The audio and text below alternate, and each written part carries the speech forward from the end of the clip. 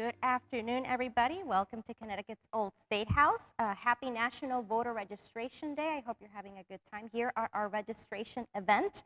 And yeah, thank you for coming down to our registration drive. I hope you're having a good time.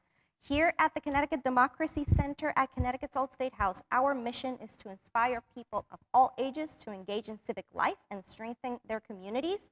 And one of the best ways that we can do this is by highlighting the importance of local elections, because it's always the big state, federal elections that get people talking and excited about voting. But local elections can have just as much, if not even a greater impact on the day-to-day lives of voters. And here in Hartford, we are just getting ready for our elections in November. That's why we are having our registration drive. And we are going to be voting for mayor and city treasurer, city council members, constable. And these are offices that have a direct impact on the people that live here in Hartford, that work and play and live in Hartford. So here at Connecticut's Old State House, we have started an election season to prepare ourselves for the elections. We call it Go Big, Vote Local. And the registration event today is part of that season, and today's panel is also part of that season. And we have two very special guests, friends of the Old State House, Tanya Rhodes Smith and Kristen Clark, who are here to talk to us about the impact of local elections and why we should all care about local elections. So Tanya Rhodes Smith, she is an instructor in residence at the School of Social Work at UConn. She teaches in the policy practice concentration in the areas of program planning and evaluation, political advocacy, and political social work. Tanya is the director of the Nancy A. Humphreys Institute for Political Social Work. Her areas of specialization include policy development, nonprofit administration, voter engagement, and legislative advocacy. And Kristen Clark currently works for the Village for Families and Children, also known as just the Village, and serves as the coordinator of the Governor's Task Force on Justice for Abused Children. She currently serves as the multidisciplinary team evaluator for the task force and is a trainer for the Minimal Facts Discoverers curriculum.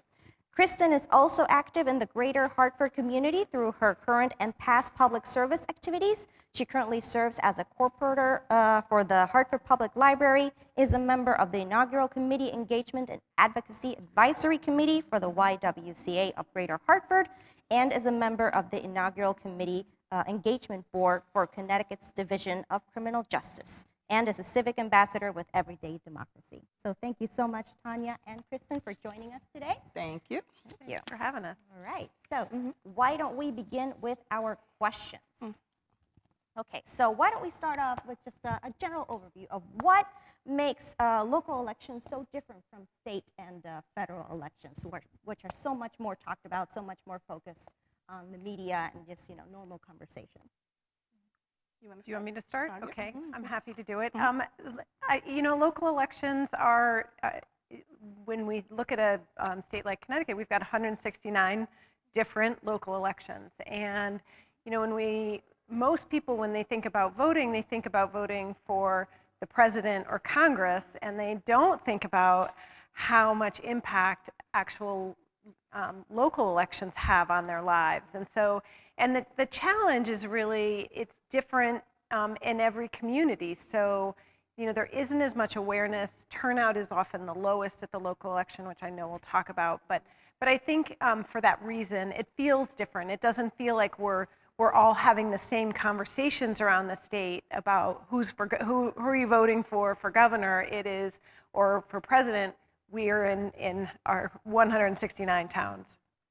And I'll also add to that there doesn't seem a sense of urgency sometimes for local elections, which is really unfortunate, because local elections really speak to the quality of life for people in their specific towns. The people that you vote for are the people that are going to pass your budget. So you really want to make sure that those people are folks that align with your way of living and how you want to raise your children and how you want your community to look. Right. I had not considered that, how hyper-focused these elections are. So not everybody's having the same conversations. Right. Every town, every community is going to have their own issues, their own things that they care about. So we're all having different conversations in different areas. But I think that's what makes it even more important for the few people that live in a certain area to go out and vote in their local elections, right? It absolutely is. And it's really important because we talk a lot about voter engagement. Tanya and I do a lot of work around that issue here in Hartford. But different local entities really engage their voters in different ways. And so, you have some areas where, they're very focused on local elections. They really know who's running, who's on the ballot, et cetera. And I think it's really important that that voter engagement piece is key to, local elections and the success of those elections and voter turnout. Yeah. And it's the people in the community who know how to engage the people Yes. in their community. Mm-hmm. Okay, so why don't we go a little bit, talk about how what aspects of day-to-day life can be impacted by local elections. Because I don't think a lot of people realize how much of their surroundings and their businesses, their homes and all that is actually determined by local elections. I mean, that's really important. Your local election really speaks to your daily life. It speaks to, again, we talked about budget. The budget that's being put in front of the town council, those folks, or city council, those are the people that vote on that. That lets you know that, you can go drive through certain towns and the streets are clean during a snowstorm, and you go through another town and it's kind of like, oh, well, did the trucks come through here? But it also has education. We have a wide educational gap here in Connecticut, and it's you have the Board of Education that determines aspects of schools, whether there's only public schools, whether a charter school can actually come into your town. So, there's a wide range of issues that are key to our daily life, maybe even public safety. The people that you elect are the people that are going to determine who is your chief of police, who is going to come in and be the head person in town that's going to create that synergy between maybe the community and the police force. So there's a lot of ranges. I mean, even just to go down to when is your garbage going to get picked up? If you don't have garbage pickup or you don't have large haul and you're seeing folks with mattresses and stuff on the side of the road, that's determined locally. That is not determined by the President of the United States. So you need to come out and vote for people locally and not just every 4 years when we're voting who's going to be in the White House. Yeah, Kristen covered it so well, and I would just add that 25% of the tax revenues we collect as a country are spent at the local level. So that's an enormous amount of investment that gets directed and decided on the local level. And when very few people participate in a local election, those folks have more power than the folks who aren't participating. Yep. We want to make sure that we have a say in how our money is being spent, right? How your money is being spent. And then the services in town, social services, those are determined by the people who are in charge and who they appoint in these various positions. And, access to healthcare can also be determined at a local level. Yeah, sewers, clean water, infrastructure, all that stuff that Kristen mentioned. All right. So, Tanya, you already mentioned a little bit of data. Why don't we go a little bit more depth into data? So we're talking specifically about Hartford. So what does the population of Hartford look like? And, who should be turning out to vote in Hartford? So in our state, in Hartford, there are 121,000 people, and about 93,000 of whom are over the age of 18. So in our state, across the country, you have to be a citizen, you have to be over 18, and in Hartford, the only people that would be excluded are non-citizens. So we have about 66,000 people are registered in Hartford, or 63,000 people are registered to vote in Hartford. And that's lower than the eligible population. So when we talk about turnout, like what percentage of Hartford turned out to vote in all these conversations, we're talking about the percentage of registered voters. So, and we know that the number of people, that percentage of registered voters in Hartford is lower than, say, a West Hartford or some of the surrounding communities. So, and then in terms of demographics, You know, Hartford has the largest Latinx or Latinx population in the state. That's about 44%. 36% identify as Black. 13% are white residents, 3% are Asian, and 4% are listed in that small other category. So. And the diversity of Hartford is really important. She gave us some statistics, but the diversity in Hartford is very important when we talk about voter turnout, because there are barriers to turnout. Right. You know, we have a very diverse population, but, you know, are we making and ensuring that, you know, that they are getting the information in their native language, in their native tongue? Mm-hmm. So if I don't speak English, if English isn't my first language, then, you know, I may or may not understand that there is, you know, there was a primary a little while back, that there's an election coming up, because, you know, my TV has not shown me all of the election, right. You know, they're used to every 4 years being bombarded with, you know, presidential commercials. So when you don't have maybe that same kind of turnout with the media, if English isn't my second language, if English isn't my first language, then maybe I don't have the resources that I need to know that there's an election, know who's on the ballot, know what issues are on the ballot. So I think that the diversity of Hartford is very important, and there's a ton of languages that are spoken here that are, you know, not always represented. That's right. We actually go a little bit more in depth into the barriers that some people face, not just language. What other kinds of barriers that people face when they want to go out to vote? I mean, some barriers are, you know, even having the ability to get to the polls. You know, sometimes your poll station is right down the street. Sometimes it might be across town. Is it on a bus route if you don't have transportation? Additionally, if you're a person who does not have flexibility during the workday to be able to say, hey, you know what, I'm going to go in a little late, or I'm going to take my lunch hour and go vote. Then, you know, do you really have equal access to voting and equal access to the polls? And, you know, even if you are able to do it on a lunch break, if there's a long line, are you able to stay? So those are some of the things that I would say are some barriers to voting besides language.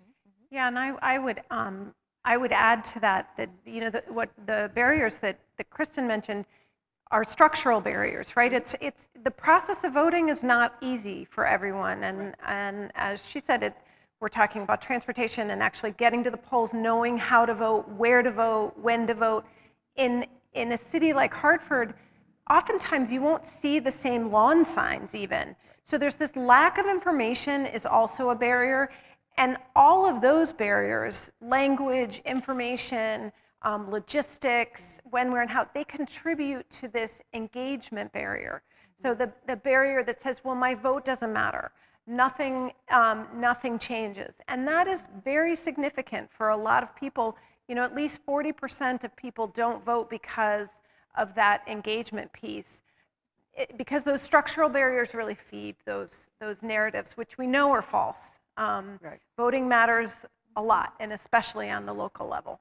And the intimidation of not really knowing what's on the ballot, who's on the ballot, maybe what the questions are on the ballot, you know, so that can all feed into it. And I know you've done some work with folks who are returning back to the community and not being able to vote because their voting rights haven't been restored. So that also can be a barrier in these types of communities. Yeah, I'd love to just make that clear that Connecticut changed the law in 2021.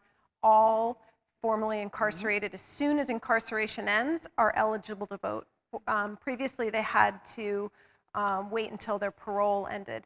But I think what's really important about that is there is a lot of misinformation around who can vote with a felony conviction. So I think we want to, Kristen and I, stand together saying, if you're living in the community and you are not incarcerated, you can vote. And in fact, there are 40% of folks who are incarcerated who have not yet been convicted that are also eligible to vote.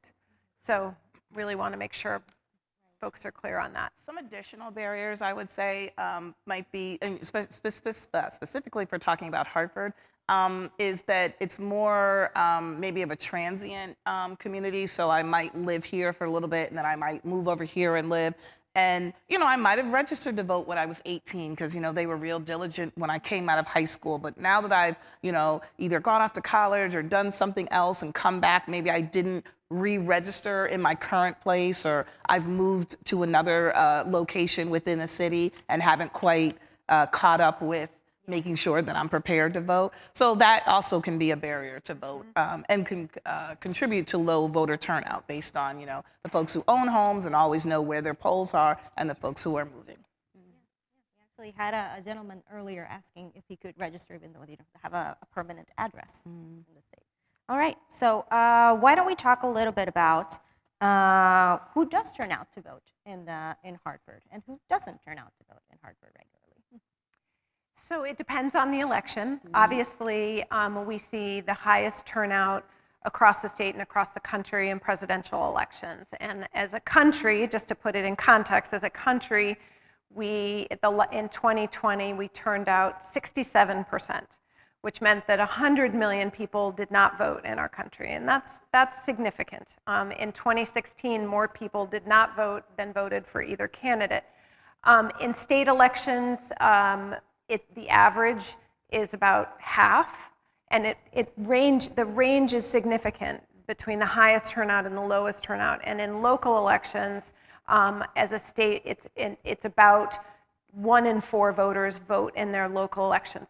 But again, these ranges are significant. So in Hartford, for a Board of Ed election, it's often, which is what the last one was in 2021, the turnout was only 4.6%.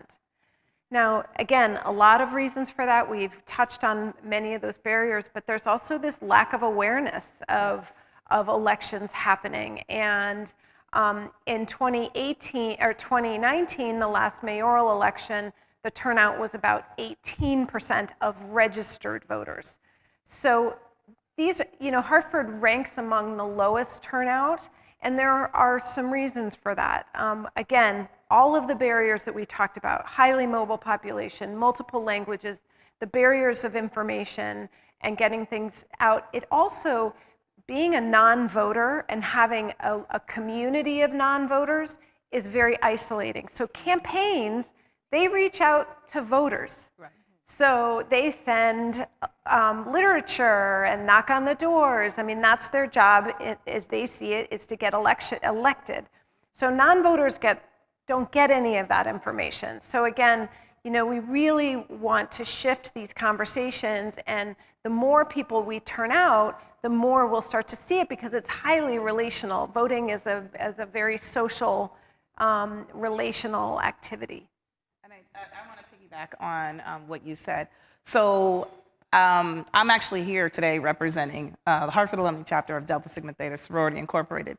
And low voter turnout is one of the things that we're trying to combat by doing engagement activities, by doing door-to-door knocking, by doing, we're doing a caravan, or we're driving cars through neighborhoods, just trying to raise awareness about the fact that there are elections coming up. Do you know where your polling place is? Are you registered to vote? But you hit it on the head. If you are voting, you're going to get the literature because they already have your address, they know where you are, but it's really trying to engage that person who thinks that their vote doesn't matter or they're not able to vote, and really dispelling some of those myths. And that is the work that, that we all need to be doing if we want to have truly a democracy that is the voice for the people. Yep. And we were talking about turnout. I wanted to add one other piece from the research. So what we know from the research is that democracy reflects the priorities of those who participate. So the priorities of voters are reflected in the decisions that are made by elected officials. And there is a lot of research to show that that's the case on the federal, state, and local level, but it can especially be true on the local level. So if you were to look at a map of Hartford, and let's take the election last week, which was the primary, there were only 2,000 voters that selected the winner. So it was a 14% turnout. But when we look at the communities that vote in higher rates, they tend to be homeowners, and it, the West End turned out in 22% and 35% in 2 districts in the West End, and some of the other districts were significantly lower. But those priorities, the priorities of voters, are reflected in the attention and resources directed by elected officials. So it's really important, this connection between, outcomes and resources to voter turnout. We always think about voting as a me activity, but it's really a we activity. And on that point, I think one of the things that most people don't realize with local elections is that, maybe it's just voting for the mayor or something, but there's so much other stuff that people get to decide in their ballot. Can you give us any example of what else? I mean, we already mentioned the treasurer and city council, but what else can there be in the ballot? Well, one of the key things that happened a couple years ago was the charter revision. So Hartford went through a year-long process of looking at their current charter and making some revisions to that charter. Some things, I think there was some give and take throughout there, but I think it was 2021, they went and voted on changing the charter. It did pass. So some things that were in that charter revision, you indicated the Board of Education. The Board of Education, currently the election is in its own. It's like a standalone election. It's not with the mayor and city council, and tends to get an even smaller turnout. And, Board of Education is really important. It's how we're educating our children. Those are the folks who are deciding what the resources are to each one of the schools. Those are the ones, when you look around the country and you see boards of education banning books and taking curriculum out of schools, those are the people who are essentially going to teach your children or provide education for your children on, the nation, the world, et cetera. So that in 2027, the Board of Education election will align with the mayor, treasurer, city council. So that's really important to have been able to pull that together and congeal those, because that's really important for hopefully a better turnout rate on all of the people all the way down the ballot. This year, one of the questions that will be on the ballot is whether to have no excuse absentee ballots. So that is something that's really important. We saw it in the pandemic and making sure that people had access to absentee ballots. But that's going to be one of the questions that's on the current ballot here in Hartford. And so there are specific questions that are answered. Some are yes, no's. There might be some things that are referendums on a budget, but there are other things besides the candidates on local ballots. Right. Mm-hmm. If more people realize that, there would probably be a lot more turnout. Right. So we already went over a couple of examples of big policy changes that were determined at the local level here in Hartford. Do you have any other examples that you would like to share? Not big policies, but Yeah, when you're voting for your local elected representatives, you're voting for the people that you hope will represent your interest. So oftentimes we don't see, Kristen covered the charter reform, which was really significant. We've had this question of early voting and no excuse absentee voting have to be changed in our state constitution. So we had to have 2 elections in a row to pass so that the legislature can then debate it. It's not even that we're voting directly to get no excuse absentee ballots, which we have very restrictive 7 reasons, as per our state constitution, reasons that you can vote by absentee. So by voting yes, it will allow our state legislature to develop the absentee ballot rules in the next legislative session. So it's quite a process when we're talking about revising our state constitution. Right. So it has far-reaching implications. Yes. Right. Mm-hmm. And actually, speaking of those far-reaching implications, we've mentioned that it's always the big federal, the state elections that get all the attention, but sometimes the local elections can have a big impact on the bigger elections as well, and vice versa, obviously. But a lot of people don't realize that big decisions are sometimes started at the local level. Can you speak to that a little bit? Sure. I mean, all politics is local. When you think about how even we approach elections, national elections are won and lost by what you learn at in your ground game at the local level. But more and more big decisions are being, as Congress is locked in gridlock and inaction, sometimes we see more and more decisions and policies and programs that are made at the state and local level. And when we think about even localities being incubators for innovation, like minimum wage, much of the entire movement to decriminalize marijuana started at the local level. Minimum wage, I mentioned, environmental justice movements are often started at the local level. So, there's lots of policies that get their footing at the local level that then become national policy. And sometimes the local policies also fund like data and research that, they do pilot programs in local areas that then, form state legislation or state commissions or what have you. So it's really important to keep an eye on what some of these towns and cities are doing locally. Get a good idea of what's going to happen in the future at the broader federal level by keeping an eye on local elections. So if people vote on local elections, they will have a big impact on the rest of the country, hopefully. Yeah, and the other thing that the research shows is that the more people that turn out in local elections, the more candidates you get, because local, it's in all of our communities where national leaders get their start. So you want a vibrant, healthy, inclusive democracy, because that's the only way that democracy reflects everybody's priorities. All people's priorities is more participation. And so, it actually raising voter turnout actually increases the number of people who even engage to run and work on campaigns. It expands the tent, the democracy tent. Right. Yeah.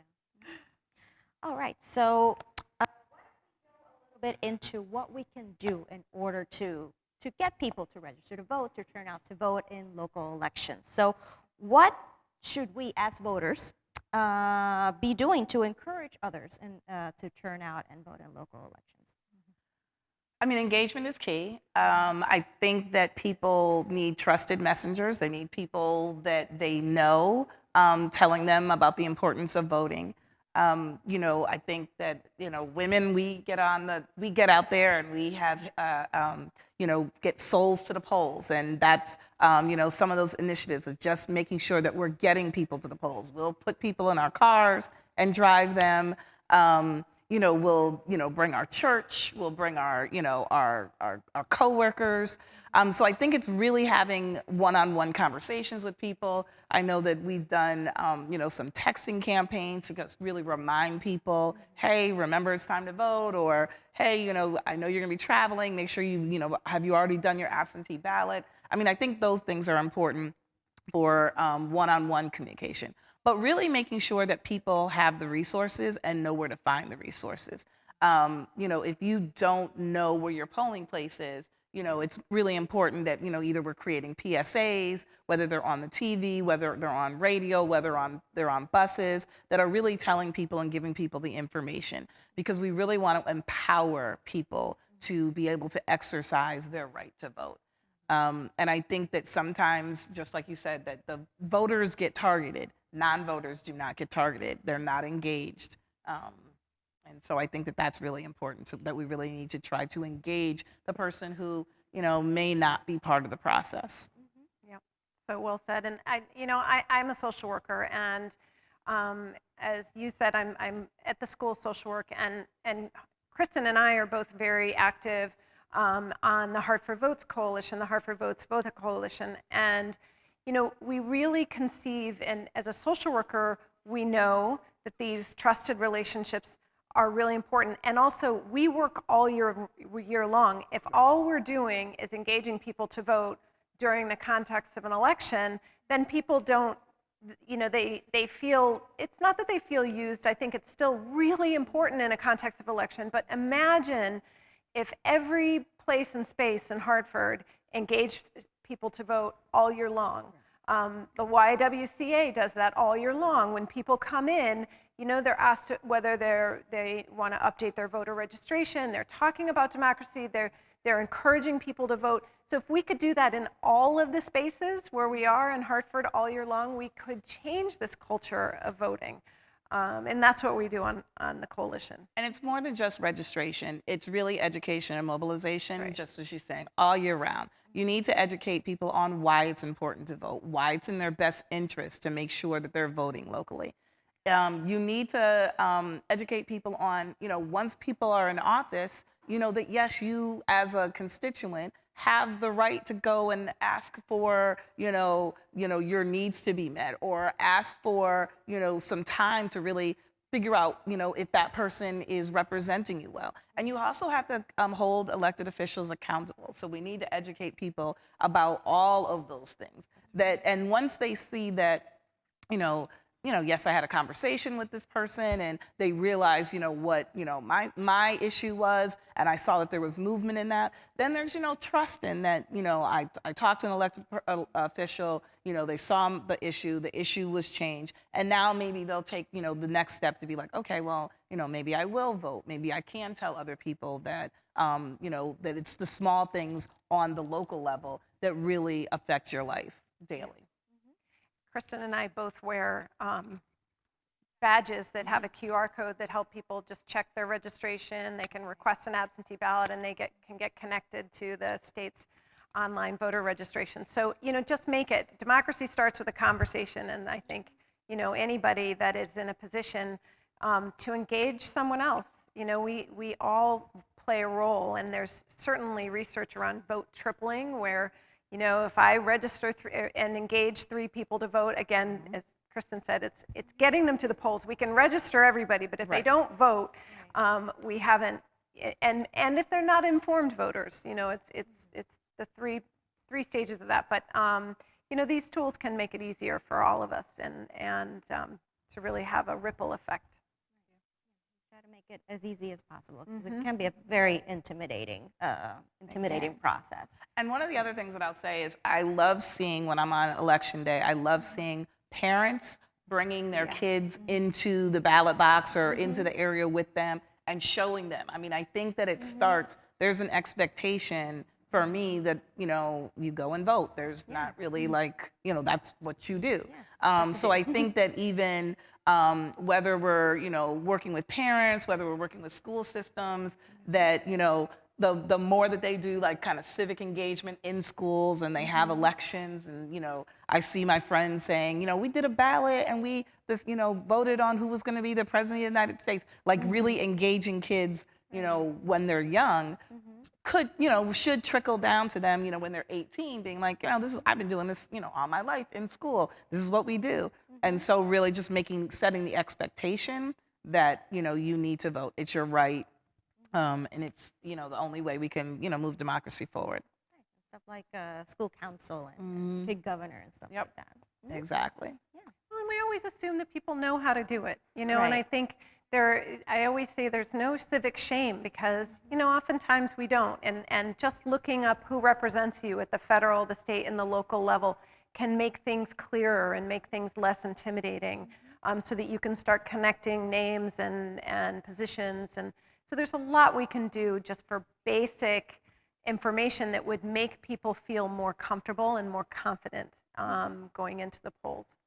And there's also the assumption that younger people, they don't understand or they don't care about the issues, but younger people, they do watch and see their community. They understand their community. They know what the needs of their community are, and they do care. If you give them a way to help, they will want to help. They will want to get involved, I think. Mariana, I'm glad you mentioned young people, because I do think it's really important that, voter turnout isn't just a problem in Hartford on the local level. In 10 of our largest cities in the country, voter turnout is less than 15%. And older voters, 65 and older, are anywhere from 7 to 15 times more likely to vote than voters age 18 to 34. And when we go back to that premise that democracy reflects the priorities of those who participate, older voters are getting more attention and more resources than the younger voters whose priorities are not represented in the same in the same turnout, especially on the local level. And I know more and more young people are turning out to vote, but I think it's critical that if we want their priorities to really matter, and they are our future, that we encourage them to get out and vote. Absolutely. And well, do you have any advice on how people can keep themselves more informed and be more informed voters, or how they can help inform others and how they can vote and register and all that? Well, Tanya mentioned that the two of us are both on the Hartford Voters Coalition. And so we are actively hoping to engage people.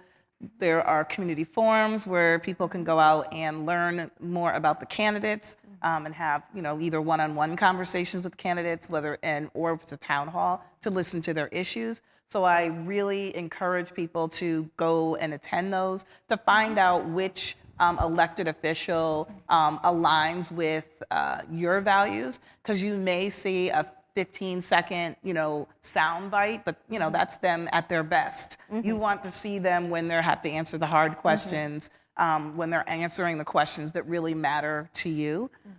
So that's real. I think that's really important.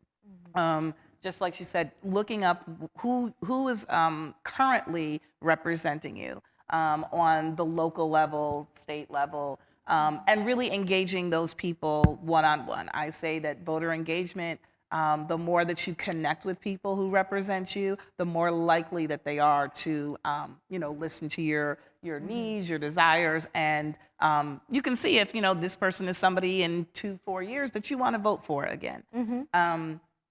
I also, I think that Faith Acts is also another organization. I was on their website a couple days ago, and they have a plethora of information where you can just click through and learn about what's on the ballot. There's information in several different languages, and I think that that's really important.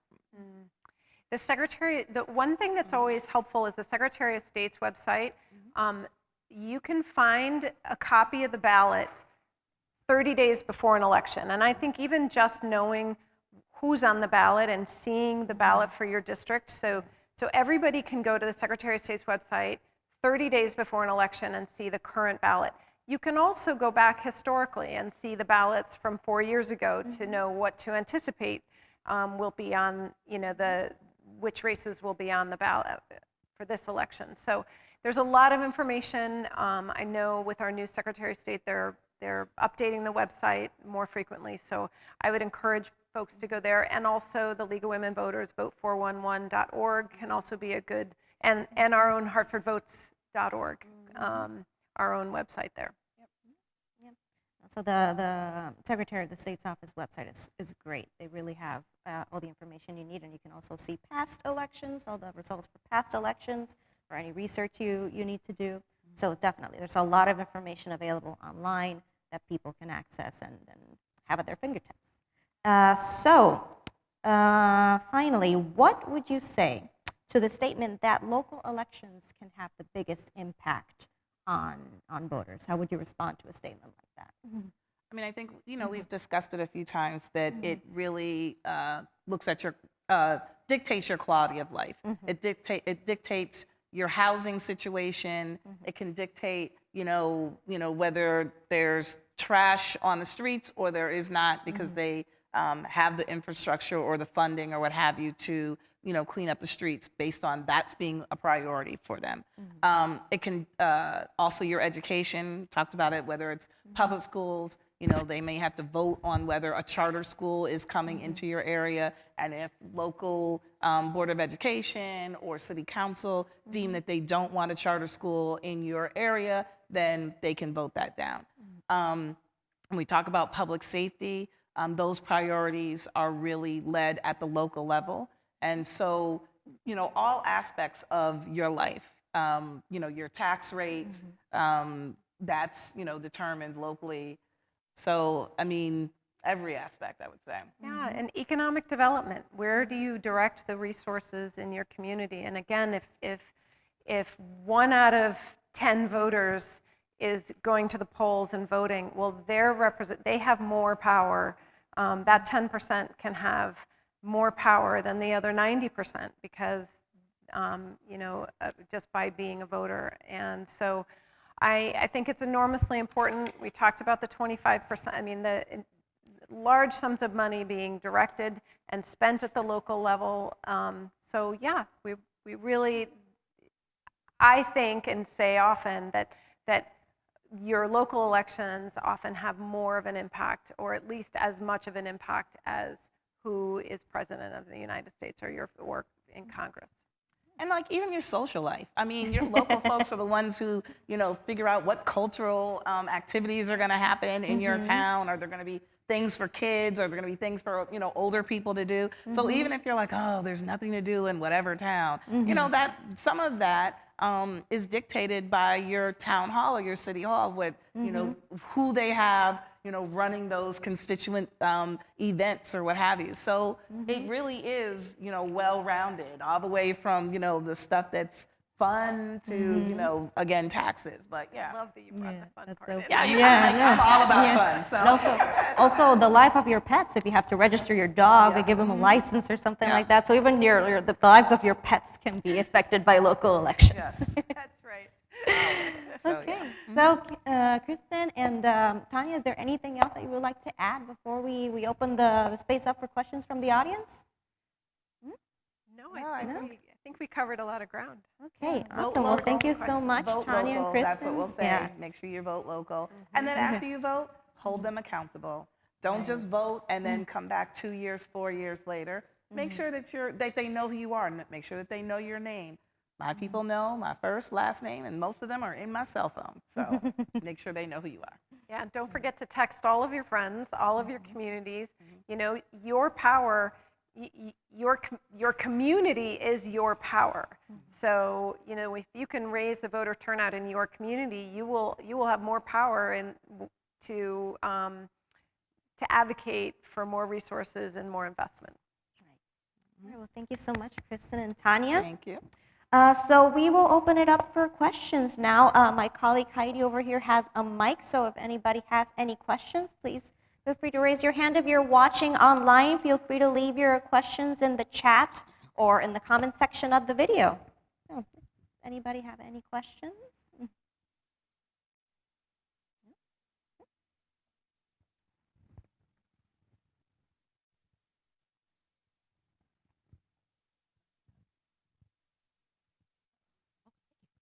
I was just wondering if I think sometimes people feel like, oh, the government is keeping tabs on me. I don't want to vote because, I don't know if that's putting me at risk.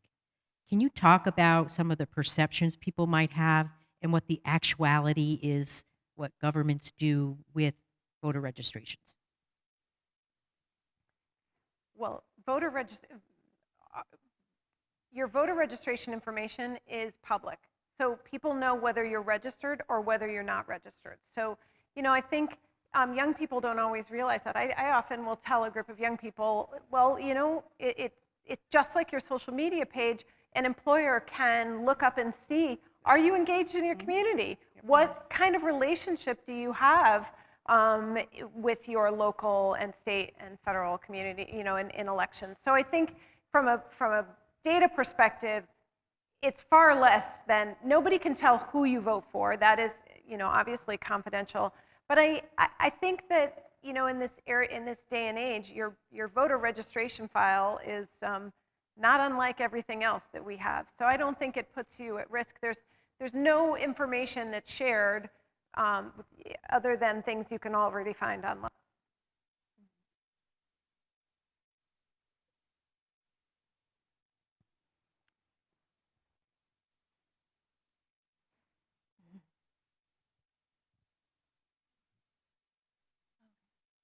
Well, I think when we're in an era with so much information online, I'm wondering what sort of outreach efforts can organizations really lean to reach to people who may have limited internet access. because that still exists, right? The digital divide is something that affects certain communities that might be historically underserved as well.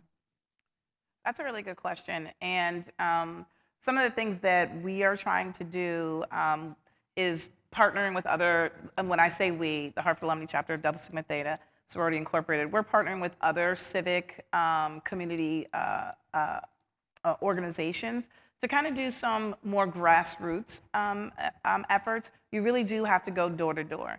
You really do have to go to the grocery store because everybody's going to the grocery store.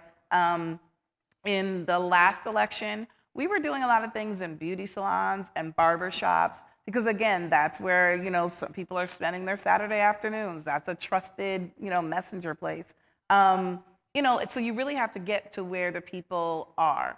And you are correct at the fact that there is a digital divide. I mean, a lot of the resources that we've been talking about are things that you have to do online. And if you are on a data plan that's not unlimited, that would might not be my priority of how I'm going to use my data to research something like that. So I thank you for that question, but we do have to remember that we have to get grassroots, that we have to go to some of these community organizations that are providing social services or providing other benefits in the community and make sure that we are connecting with people where they are. We got to start where people are.